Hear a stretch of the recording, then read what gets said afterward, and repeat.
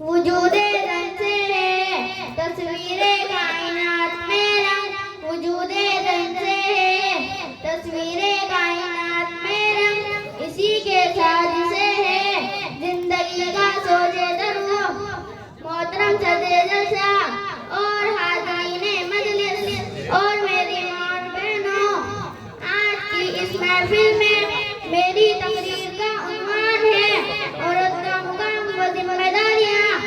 قرآن کریم کے ان احکام میں اگرچہ مرد عورت دونوں ہی شامل ہیں، مگر عموماً مخاطب مردوں کو کیا گیا ہے، عورتیں اس میں ضمناً شامل ہیں۔ ہر جگہ یا ایھا الذین آمنوا کے الفاظ استعمال فرما کر عورتوں کو ان کے ضمن میں مخاطب کیا گیا ہے۔ اس میں اشارہ ہے کہ عورتوں کے سب معاملات پردہ پوشی پر مبنی ہیں، اس میں ان کا ازواج و اکرام بھی ہے۔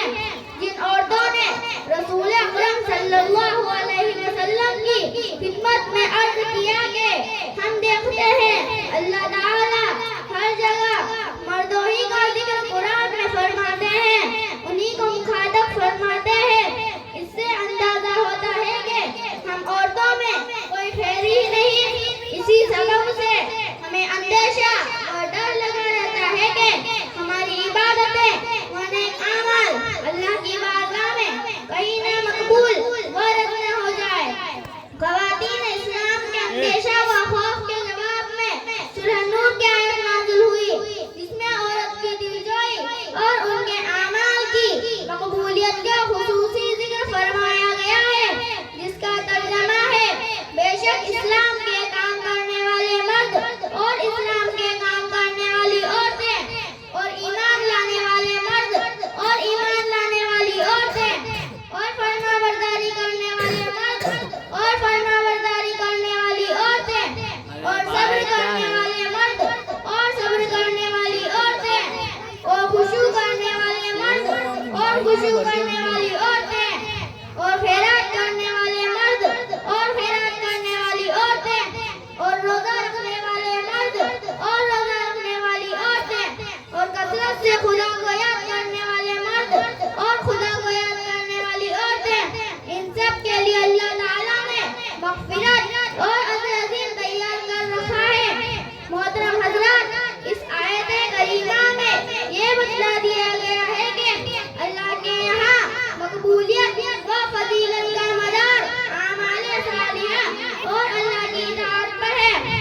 اس کے لیے مرد عورت میں کوئی امتیاز نہیں۔ اسی طرح رسول اللہ صلی اللہ علیہ وسلم کا ارشاد گرامی ہے کہ اگر عورت 5 وقت کی نماز پڑھے اور رمضان اور مبارک کے روزے رکھے، اپنی عزت کی حفاظت کرے اور شوہر کی فرما برداری کرے تو جس دروازے سے چاہے جنت میں داخل ہو سکتی ہے۔ معزز خواتین، یہ ایک تاریخی حقیقت ہے کہ اسلام سے پہلے عورت کی کوئی حقیقت نہیں تھی، وہ سماج و معاشرے میں ایک بوجھ تصور کی جاتی تھی۔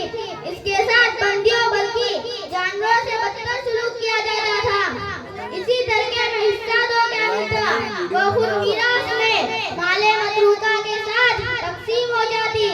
لیکن جب دین اسلام آیا تو اس نے عورت کو وہ تمام حقوق عطا فرمائے جن کی وہ مستحق تھی۔ اسلام ہی ہے جس نے عورت کو حیا کی چادر اڑائی اور بعض ایسے شرف بخشے جو مردوں کو نہیں ملے۔